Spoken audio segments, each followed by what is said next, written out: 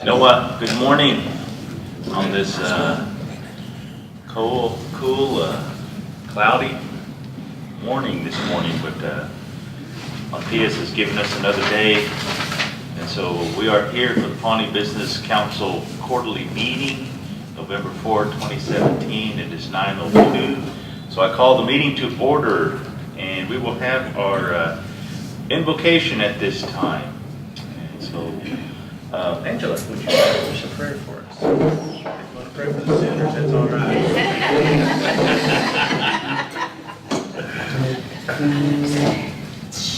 Just bear with me, dear Lord. Know up to us, did all that, and Savior Jesus Christ, that the jigs day for this day, dear Lord, that you give us, dear Lord, this another day of life, dear Lord.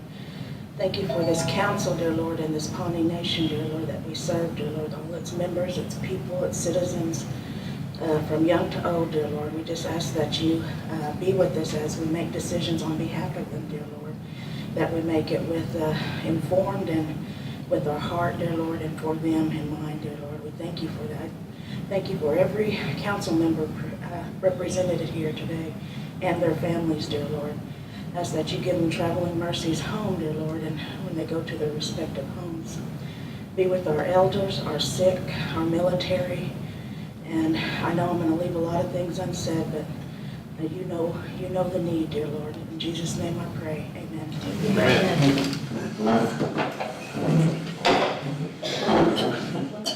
All right, thank you, Angela, for your prayer this morning.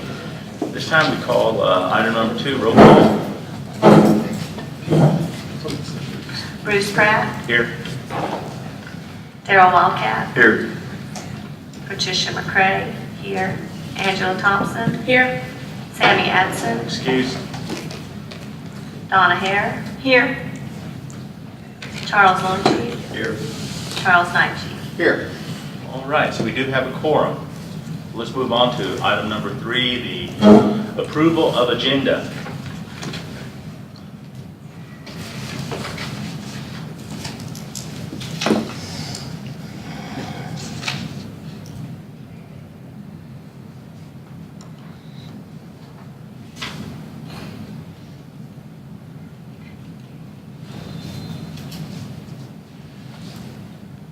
Are there any additions? Are there no additions to the agenda? I have none. I make the motion to approve the agenda. Motion is made by Donna. We have a second.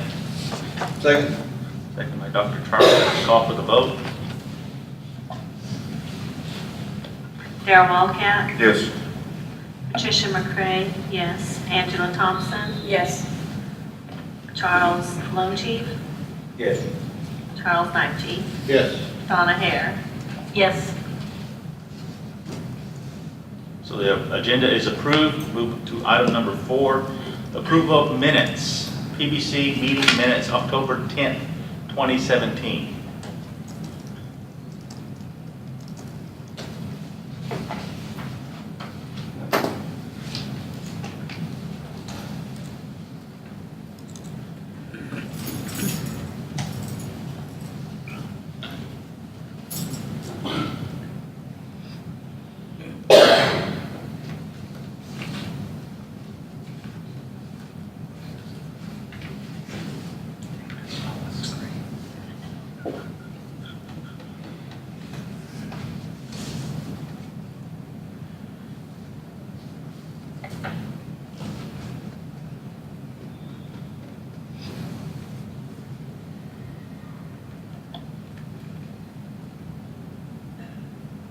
I make a motion we approve the minutes from the Pawnee Business Council meeting, October 10, 2017.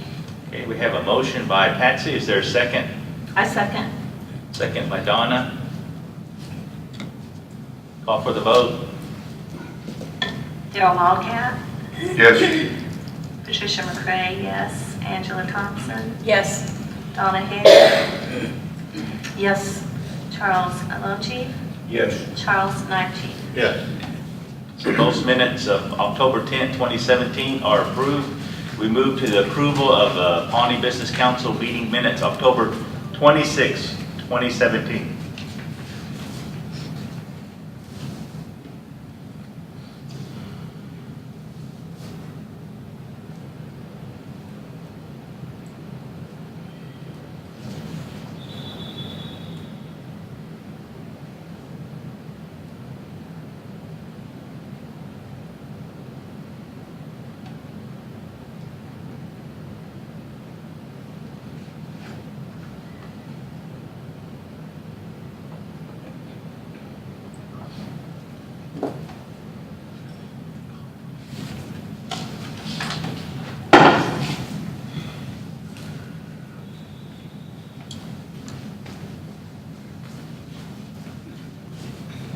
I make the motion to approve the minutes of October 26, 2017. Motion is made by Donna. Is there a second? I'll second. Buddy, seconds. Call for the vote. Darrell Walcat, Yes. Tricia McCray, yes. Angela Thompson, Yes. Donna Hare, Yes. Charles Longy, Yes. Charles Knight. Yes. Okay, the Pawnee Business Council meeting minutes of October 26, 2017 are approved. We move to item number 5, Pawnee Nation quarterly reports.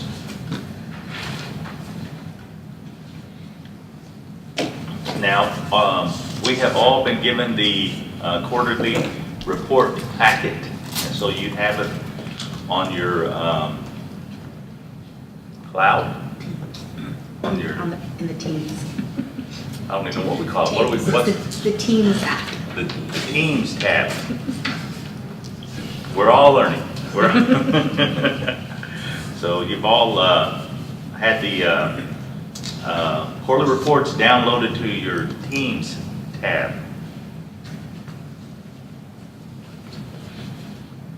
Our executive director is away today on a family matter, and so we have acting ED William here with us today. So if you have any questions, he will try to answer. Take a big drink. Ready?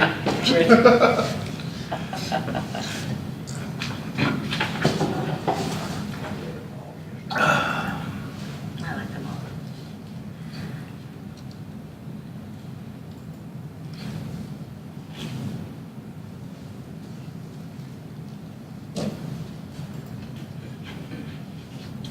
Well, whenever you're ready, we can approve the Pawnee Nation quarterly reports. We have no questions.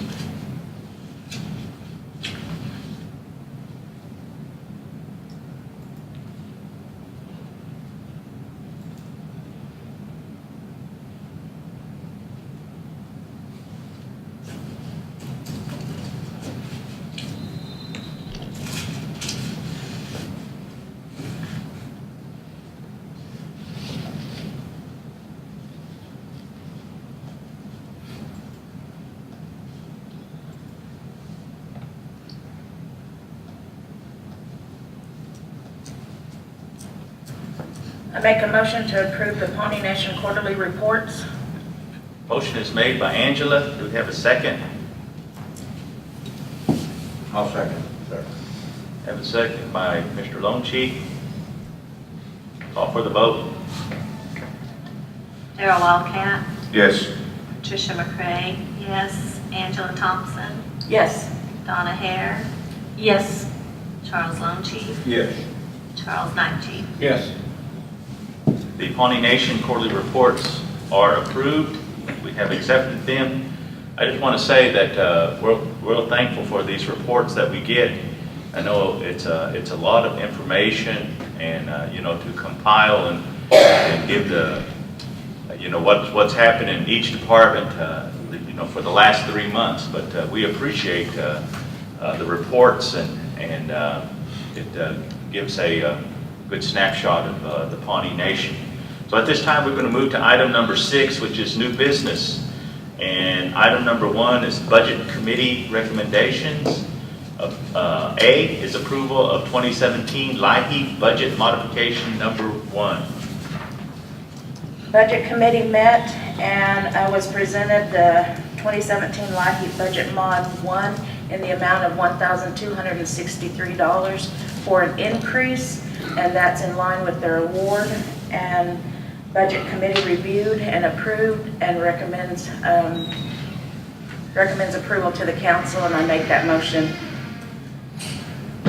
Okay, motion is made. Is there a second? Second.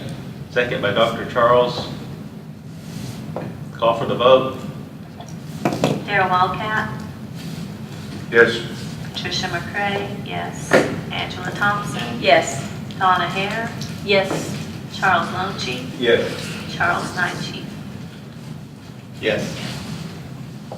So the LIHEAP 2017 LIHEAP budget modification number 1 is approved. We move to item number B, approval of BIA law enforcement purchase police units, $81,000. Budget Committee reviewed this request to approve an $81,000. They also approved a bond to make sure that there was money in the capital outlay, and it was just moving money around. And it's purchasing 2 new units for law enforcement that has high maintenance and high mileage. And we recommend approval, and I make that motion. And these are coming from BIA funds? Yes. I second that motion. Motion is made by Angela and seconded by Donna. Call for the vote. Darrell Walcat, Yes. Tricia McCray, yes. Angela Thompson, Yes. Donna Hare, Yes. Charles Longchief, Yes. Charles Knight Chief. Yes. So the BIA law enforcement purchase police units for $81,000 is approved. We move to item number 2, discussion and/or action, 2020 budget formulation survey preference order. Each year, I'm a representative of the Tribal Interior Budget Council, and we go through a budget formulation process for the president's budget, and the president's budget is developed on a 2 years prior basis. So as a part of this year's budget formulation process, they are kind of doing it a little different. They're sending out the survey, which is due November 20th, and then they're doing the unmet need, which is due, I believe, in December. Next week, I'll be out at TBIC, and we will be, one thing on the agenda is having elections for the co-chairs. The current co-chairs are Ron Allen, and one of them was from one of the, what was his name? I think Salish Kootenai tribe, but he passed. So they had somebody acting in his capacity. So they're going to have elections this time around. We're going to be having budget. I'll be attending the budget committee meeting for that prior to the whole TBIC getting together on Tuesday. I'm attending the ACF consultation on Monday, and then we have the full committee on Wednesday and Thursday. And so we'll be discussing the budget formulation process, these surveys, and the unmet need process. But why we put this on the agenda is Laura is compiling all this information for the 2020 survey, and she does this each year. And what we would like as much input to this as possible. And so if each one of you all will do a ranking on your own, and she'll compile all this. She's even getting staff, administrative staff, to fill this out, and some program, and all the programs that are involved as well. So as much information so that we can compile the data and do a ranking priority based on that information. So I would like to request the council to fill these out within the next 5 minutes based on what you think is the need, 1 through 10. Yes. Angela, could you provide some insight into any of these programs that come up through the year with a shortage of funds? Well, there's aid to tribal government funds, the communication department, enrollment, and is there another one? It's administrative affairs division. Administrative affairs. Yeah, and so aid to tribal government kind of serves the whole tribe in a whole capacity, whether it's through enrollment or through Muriel's shop, and also communications. So there's always a shortfall there, and this is where we take our money to when we have elections. Yeah. We always look to her budget to see if she can spare any money too. So I'll put that out there. Indian Child Welfare is always an unfunded program. One thing that here at the tribe is that we only get a certain amount of dollars from the BIA and contract support cost as well, but we could be doing so much more for our children. We probably have a caseload anywhere from 5 to 10 cases, if that. But the reason why it's not any bigger is because we get, when I was Health and Service Division Director, we would get requests from states to step in, and we couldn't because we didn't have the manpower or the money to place them. The other need is foster care recruitment. We need families out there that's willing to take these kids and provide a home for them while they're trying to be reunited with their families. So Indian child welfare is another important, especially for the Pawnee Nation. Law enforcement, you know, with the opioid epidemic, human trafficking epidemic, and Oklahoma City being in the top 10 for human trafficking, there's always going to be a need there, and a lot of these drug cartels are targeting tribal communities because of the lack of jurisdiction that they have over non-natives. So, you know, law enforcement's always been a big issue. Tribal court as well is underfunded. We could have so much more and do so much more with our tribal court. But we're getting there too. I see some forward movement in that area, but we got to have the funds to back it up to go there as well, and with us all being in a shortfall anyway. Scholarships and adult ed, I think we all know the circumstances there. That's underfunded as well. We provide a minimum amount to our students. We don't provide graduate dollars to our graduate programs because it's unfunded. And you're able to if you have the money to do so, but we've never had the money to do so other than the people that make donations. So that's another important. Roads. Roads is a different animal in my mind. Roads is probably underfunded too, because you look around and drive around our county roads. Coming down here last night, our county roads are bad here in Pawnee County. So there are unfunded or shortfalls there as well.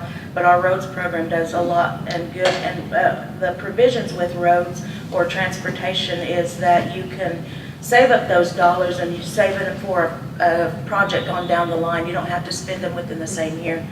So all of these areas, water management planning, there's a lot of issues there hitting this area, especially with the lawsuits that we currently have. Job placement and training. I hear all the time on Facebook on how there's no jobs here in Pawnee. And there's no training or training for those types of jobs that are needed for our people.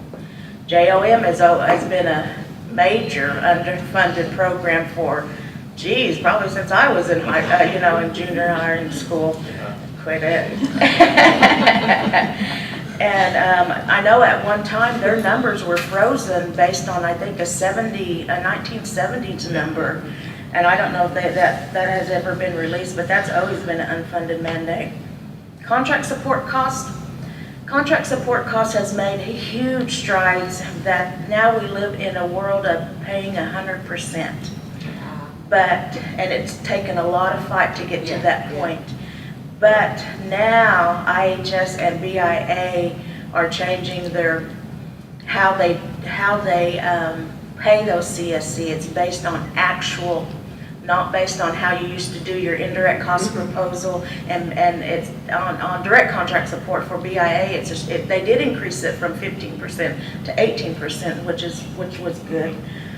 So there's still some issues there, but I think that could be addressed national level, administrative through policy changes and advocating in that manner to where we're not being deemed on the actual expenses when we provide those reports.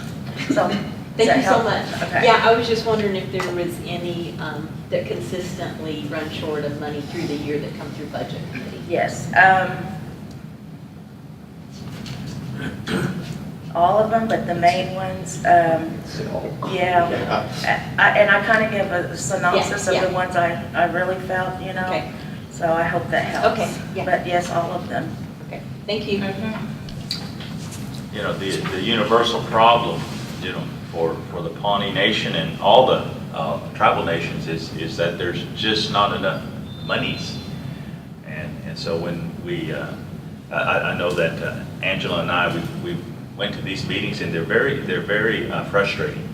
They're frustrating because you're starting out with a low amount of money that doesn't meet the needs, and then they ask you to prioritize items, and so it gets frustrating. However, they do listen. TBIC is the proponent that takes what our greatest needs are, and with the amount of funding that we do have, even though it's not near enough, they try to prioritize.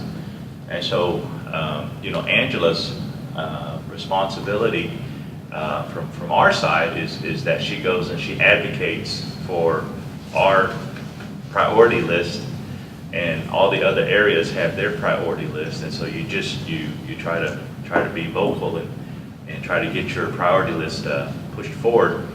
And then nationally, they come to a consensus, and then that's what's presented to the higher ups. So it's a unique way of doing business, but it's the way that tribal nations do. And so, Angela, we all know she's very vocal, and so that's really good for this. So it's good. When do you need this back? When are you leaving? Well, I won't need it before, I just need it to Laura by Monday, but if you could do it today, it'd be Oh, great. by But, Monday? yeah, if you Okay. really take them, yeah, I'll take them. Okay. Thank you.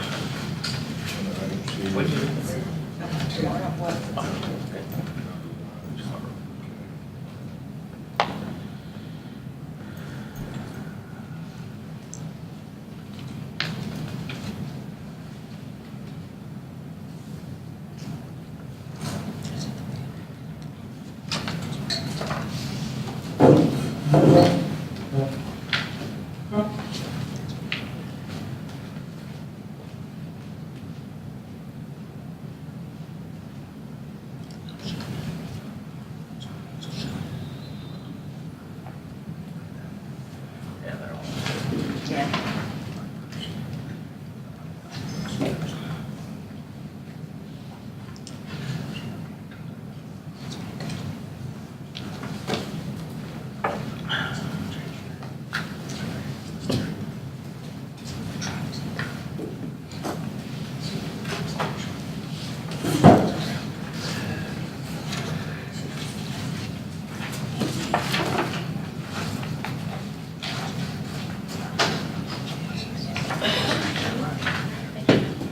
All right, well, thank you, Angela. We will move to item number 7, which is open forum. So is there anything for open forum? Yes. One quick reminder, that is, I don't know when the next meeting of the PBC is. I think it may be the 16th, but on November 16th in Stillwater at the state VOTEC headquarters, the Indian Criminal Justice Reform Task Force that I've been active in, they're having a big meeting that day. There's no fee to attend. Lunch is provided by the culinary program from the Meridian Technology Center. And we're going to have a big meeting, in our first big meeting, to talk about criminal justice reform in Oklahoma Indian country. The state will be there. Mr. Brian Hendricks, which I've been working with, and he works on Chris Benja's staff, the governor's staff. And I've already talked to some of the members of the PBC about it. And then also, I continue to work on my tribal probation and parole consortium. The state's very excited about that. So I plan on being there. Other members of the leadership of that group has asked those who are active in it to try to round up as many Indian leaders that you can to come over to the meeting. And so what I will do is I'll go ahead and throw it out now, but as we get closer, I'll send out an email to everyone as another reminder. And again, I hope that as many who can come on over to the meeting. And I think it'll be very informative. You know, the more I get into this, regretfully, the sadder it becomes. The other day, I think I was talking to, maybe it was Vice President Darrell or someone. It may have been Buddy. That is another fact came to the surface. That is, of course, I've told the council before that Oklahoma is number one in the nation when it comes to female incarceration. Now think about this. Indian women are 4 times more likely to end up in the state system than Caucasian women. That's completely unacceptable. Another thing too is when these folks come out of the state system, they need to have the tools to succeed. And the state is completely failing in that regard. And that's why I hope that the Indian tribes can step up and help fellow Indians to get those tools. So anyway, November 16th, check your email. Don't know, but I tell you, I'll get something out next week to everybody, okay? All right. Don, I think both of those initiatives are huge. I know, I mean, I've been dealing with people, our tribal members that I know of, a couple of them that are in Pawnee County right now, addressing these issues and these concerns with, some of them are mainly mental health and substance abuse issues, and they're sending them to prison where they're not getting any help. And I don't know what we can do as a nation to use that new Oklahoma law that was passed. I understand it's an unfunded mandate. There's no money, well, we all know the sad state of affairs of the state of Oklahoma right now. But what can we do as a tribal nation to use that law to protect our people and advocate for them so that they're not going in the penal system when they don't need to be there? I think the most important thing to do is, I think what you're alluding to, Counselor, and that's this: speak up. The nation needs to speak up and say, this is unacceptable for us. What we want to do is we want to come in and we want to compact, MOU, whatever, comes to some agreement with the state where we start the nation starts taking care of its own. And for instance, I mean, I've heard this before, and I think it is true. That is that one of the few bright spots in this new administration is they're putting money into the Justice Department. I believe there is money in the Justice Department to use indirectly to take care of some of these issues that you're bringing up. And the thing is for instance, one of them, let's just be honest about it. The reason that the state of Oklahoma is excited about this program is because they have way too many people in the system, way too many cases. They do not have enough money or manpower to work these cases. They see the Indian tribes as a way to unload some of these cases, which is a plus. That is, there's an opportunity in there for the Indian nations to step up and say, you bet, we'll take these cases. We'll try to go get some Department of Justice money, and whatever money we can get from you, we'll take that as well, and we'll work these cases. What that means is, like, for instance, probation and parole. When these folks, Indians, come out of the system, what happens is they're just thrown out. They're just thrown into the street. They have no tools. And what happens is they end up going back to their old ways. And then there's this unbroken cycle. And then what's worse is their kids see this too. Or like you were talking about ICWA. The children wind up in the state system or in the tribal system, and then they're in foster care. So this whole thing is a broken cycle. So bottom line is trying to find a way to break the cycle. And part of that is if the Indian tribes can start working these cases instead of the state, supervising people who come out of the state penal system instead of the state, you'll have lighter caseloads where caseworkers can spend more time with them.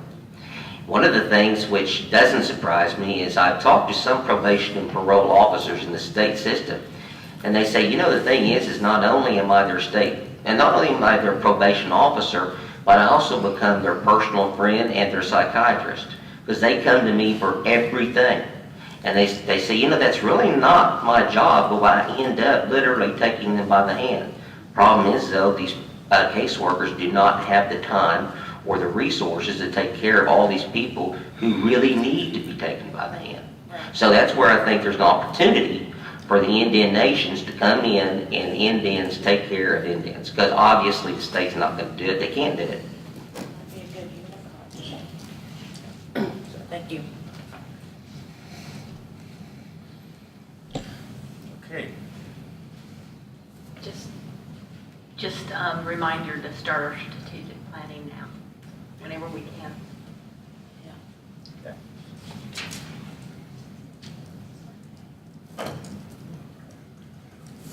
Don't all jump up at once. Oh, you. Has there been any studies on the actual cause of some of that poverty or drug? That's what we need to concentrate on and start from the top priorities and work down. As far as counseling goes, Well, that is a good question.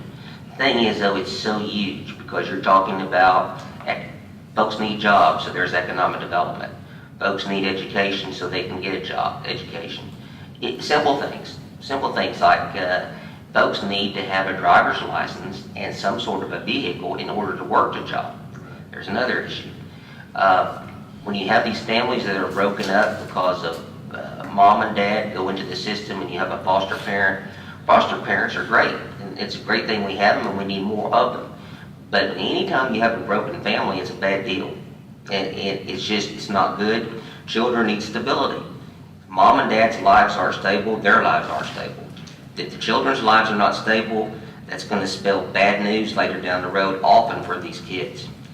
So it's not something that you don't have a magic pill for the whole thing. What you have to do is tear it apart piece by piece. So right now, what I'm doing is my first piece, big piece, is what can we do with these indents who are coming out of the system, and what can we do about giving them the tools they need to succeed?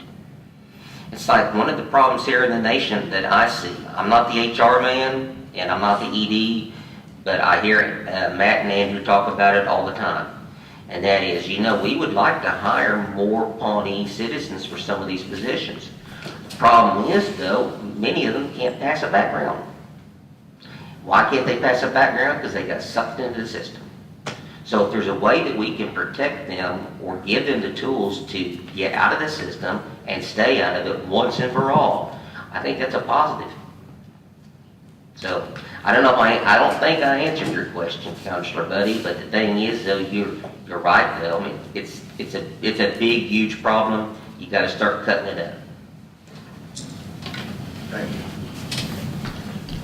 One other thing is I had sent out an email about PBC dates for November and possibly December. The last few years, couple of years, we have only met once in November and once in December, and then as needed. If there was something that needed to be dealt with, we would call a PBC meeting and take care of that item. And so, and we do that because of the holidays and because of all the activities, that go on in November and December.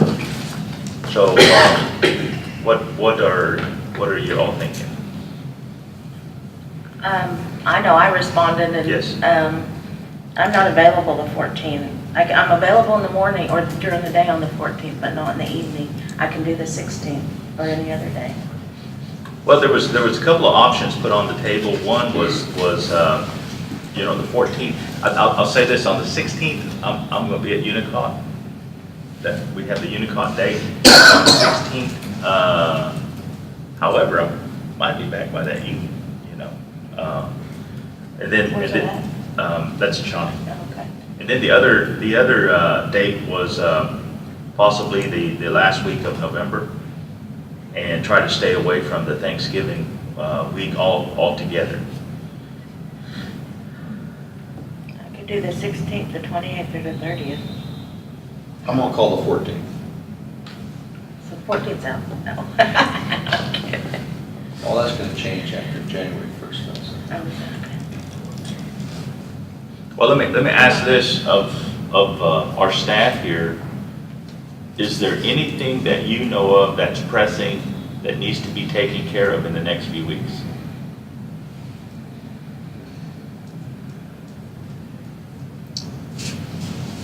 See, this time of year, things normally kind of slow down around Yeah, the holidays anyway, so I don't really see anything. We'll be, Andrew and I are scrubbing the budgets and going through that, and we'll probably meet with Angela, and we may have like some discussions on that, but I don't think there's anything pressing coming up, so. So if there's nothing pressing coming up, how about the 28th? 28th, How about the 28th? be good with me. 28th? Okay, so let's go ahead and plan on the next PBC meeting on the 28th. Now look at December. And maybe in the middle of the month, maybe that 10th through the 16th week. Christmas is on Monday, the 25th. So school will be out on the 18th, probably, right? Or- Probably, yeah. Yeah, What about the 14th? Yeah, how about the 14th? 14th? Go with me. 14th? Hold on. Okay, What so now? 14th, You'll be done soon. December 14th. Sketch up, Patty. Well, I'm trying to put it in my calendar as I go, What day of the week is that? so. Thursday evening. December 14th. Shut up. Everybody's gone. Oh, my gosh.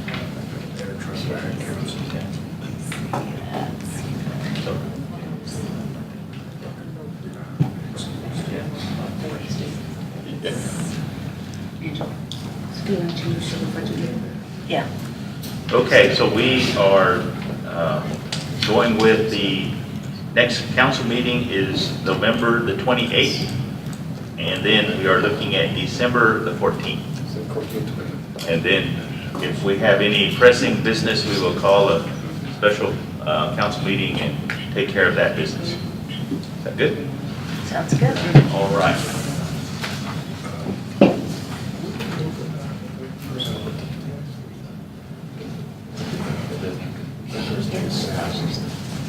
Yeah, when's the holiday, Friday? Veterans Day is coming up on a Saturday, November 11th. Is the office going to be open on Friday? No, Fridays. Yes, we don't get the holiday for that holiday. Oh, you don't, okay. They don't do Veterans Day. They're not this year. HR cut us on some holidays because they're on the weekends. So we only get one day for Christmas, one day for New Year's. See, it's the same way with us, a big federal holiday, because it's on a Saturday, we don't close that Friday. Yeah. So we lose it. But if you guys want to let us off on that, I'm off anyway, it's my birthday. That's, the Veterans Day dance will be Saturday, November 11th, with a noon meal and then war dance to follow.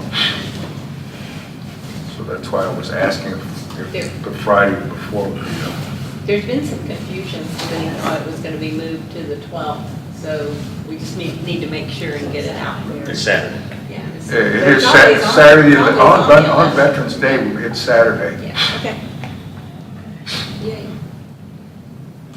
Oh, I know it's because of the Chiefs Council meeting, they were wondering about Because when I They're asked scheduled to that, meet on that then the day. Charles meeting on the 11th. I know, that's what I said, isn't it Veterans Day? Yeah. Veterans Day is Okay. Okay, is there anything else? Well, I thought he was raising his I know hand. You have the mic. All right, we can entertain a motion to dismiss. So moved. Make a motion, it's made by, seconded by Dr. Charles. All those in favor say yes? Yes. Amen. We are dismissed. Sooner.